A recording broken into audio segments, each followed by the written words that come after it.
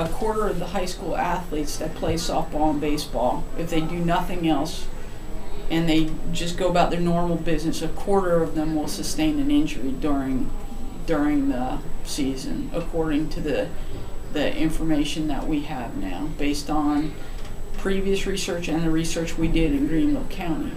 So that's a lot. 1 out of every 4 athletes will sustain some sort of arm injury during that time.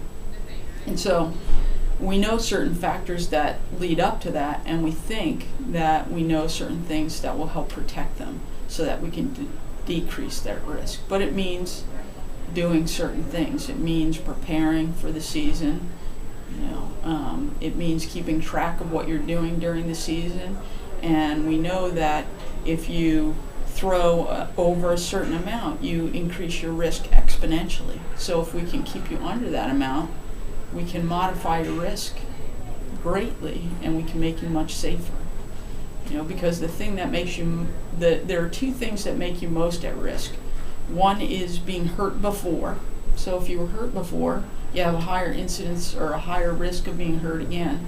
And if you throw while you're tired, you have a 36 times higher incidence of getting hurt now. 36 times, that's almost 40% chance of getting hurt.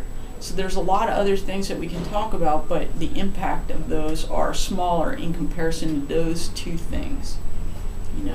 So the number 1 risk factor really is being hurt before. The number 2 is throwing while you're fatigued or painful.